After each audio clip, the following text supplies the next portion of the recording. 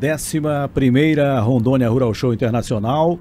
Nós estamos avançando para a reta final, né, dessa semana de negócios do agro em Rondônia, com a 11ª Rondônia Rural Show Internacional. E agora vamos conversar com a professora doutora Karen Janones. Ela é professora do campus da Universidade Federal de Rondônia, campus Rolim de Moura, Engenharia Florestal, para a gente falar sobre uma cultura que é super importante, né? Se a gente analisar o crescimento e até a questão geográfica do estado, eucaliptocultura. Inclusive, eu já assisti algumas palestras, pelo menos 2 palestras, que você fez, inclusive em Rolim de Moura, e certamente é um tema muito importante, porque nós temos, se nós pensarmos geograficamente o estado de Rondônia, é um campo muito grande, né, professora?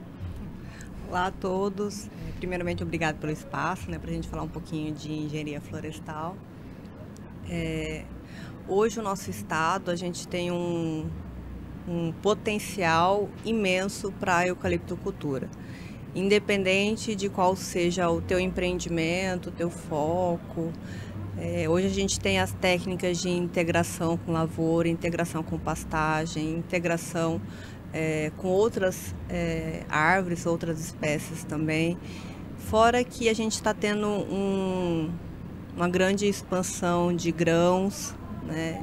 Então não tem para onde correr, a gente vai ter que começar a plantar eucalipto, seja para produção de madeira, seja para produção de lenha, né? Então está se aumentando a demanda desse produto, dessa cultura.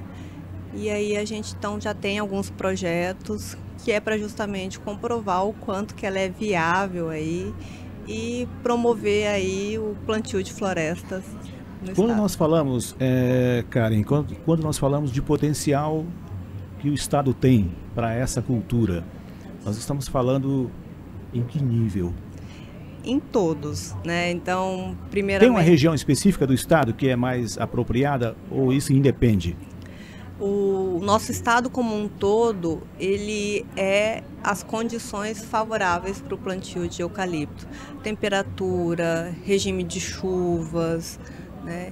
E por ser uma espécie exótica, extremamente plástica, né, adaptável, a gente consegue plantar em areia, né, de forma bem clara, assim. A gente consegue plantar tanto em areia quanto em argila, solo pedregoso. Ele não é muito criterioso, né, nesses aspectos. E aí por isso que eu falo que tem um potencial muito grande. Primeiro, condições climáticas extremamente favoráveis para o plantio de eucalipto. O estado de Rondônia consegue se encaixar em todas. E aí a gente entra numa grande questão que é a condição das terras, né, do uso de solo que a gente tem no estado hoje, né? Então, mais de 40% do nosso estado já está alterado de alguma forma. Não ao ponto de, eu não consigo plantar nada ali, mas ele já está degradado de alguma forma. E aí, com isso, os produtores começam a ver uma queda na produção dos grãos, na queda da produção da pastagem, dos animais. E aí o eucalipto entra como uma estratégia, porque qualquer espécie florestal que você plantar, ela melhora a condição de solo, melhora a condição de matéria orgânica, nutricional. Então a gente consegue ter uma estratégia de melhorar essa condição, recuperar aquela pastagem e, como consequência, a gente tem conforto animal, a gente tem o próprio eucalipto como uma nova receita. E fora essas áreas que a gente consegue fazer essa integração, a gente tem mais de 20 mil hectares no estado de Rondônia que não dá para fazer nada. Se você colocar o pasto lá, o gado vai arrancar o pasto com raiz e tudo. Não tem como mecanizar, mas o eucalipto dá. Então é uma estratégia para a gente conseguir conciliar toda aquela discussão no sentido ambiental, onde a gente consegue fazer recuperação ambiental, e consegue ter um retorno econômico também para aquele produtor, porque ele pensa que floresta não dá retorno econômico. E aí a gente consegue mostrar para ele que dá. Então, essa quantidade de áreas que nós temos hoje degradadas no estado seria um grande caminho. Sim, essa recuperação. É uma estratégia. Existe uma espécie específica para a nossa região? Isso. Não, a gente tem aí na casa de centenas de espécies de eucalipto. No Brasil, a gente tem algumas que são mais comerciáveis, né? Então, em torno de umas 10.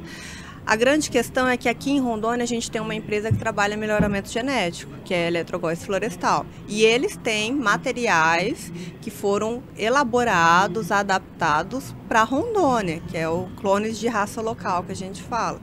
E olha, não é porque é um parceiro nosso dos projetos, né? Mas os clones deles são maravilhosos. A gente tem ali dados de crescimento, árvores com 2 anos de idade, 3 anos de idade, que tem mais de 20 metros de altura. Né? Então, assim, eles são magníficos e é uma área de estudo que é por areia. Então, você pensa, o produtor acha assim, eu não vou conseguir fazer nada com isso aqui. Você vai conseguir colocar árvores que vão ficar enormes, que você vai conseguir ter lenha, você vai conseguir ter cerca. Hoje a gente está aumentando o mercado do eucalipto tratado, né? E aí, então a gente consegue abrir um leque de opções para aquele produtor que antes ficava preso, né? Só ali na pecuária, ou então a pecuária, algum grão, alguma lavoura. E hoje, por onde você anda em Rondônia, você vê um silo sendo construído, você vê café, você vê soja, e a gente vai ter que secar esse grão. E aí não tem como secar com nativa, né? As dificuldades que a gente tem de plano de manejo, tudo para lenha, inviabiliza o processo por nativa. Para aquele empreendedor que quer recuperar uma área grande ou pequena, ele teria condições de encontrar essas mudas hoje no estado? Isso é possível? Para a quantidade de áreas que nós temos degradadas? É possível, né? Porque hoje, como eu falei, o viveiro da Eletrogóis, eles estão com 4 milhões de mudas, se eu não me engano, com ampliação para 9 milhões. Tem alguns outros viveiros ao longo do estado, mas aí eu já não conheço, né? E não consigo falar aqui com propriedade. E é tudo com planejamento também, porque se o produtor já entra em contato com a gente ou com, né, o viveiro, com a empresa, eles conseguem aí, e o interessante lá é que eles têm uma estrutura que com 45 dias, 60 dias no máximo estourando, eles já conseguem entregar essas mudas, produzir essas mudas. Então, assim, apesar de ter que ter esse planejamento, hoje a gente tem plenas condições de qualquer produtor, independente do tamanho de área, de conseguir fazer um plantio viável de eucalipto, seja ele homogêneo, seja ele consorciado com alguma espécie, com animal, lavoura. É possível a gente ter uma ideia, por exemplo, quando o produtor, mesmo precisando recuperar, tem toda essa questão de custos, mas em quanto tempo ele consegue visualizar um retorno? Eu falo que essa é a pergunta de milhões, né? Quanto que eu vou gastar e quanto que eu vou ganhar, né? A gente está com alguns projetos, né, que a gente já tem alguns resultados, mas ainda são resultados iniciais. E o custo de implantação é complicado a gente estabelecer um valor, porque tudo vai depender da área do produtor, né? Então, qual é a condição de solo? Tem muita presença de formigas, né? Eu falo que o terror do eucalipto é a formiga, né? Então, esses custos vão variar um pouco. Mas os primeiros trabalhos que a gente teve no nosso laboratório, a implantação, ela não ficou, vamos dizer assim, um valor muito caro.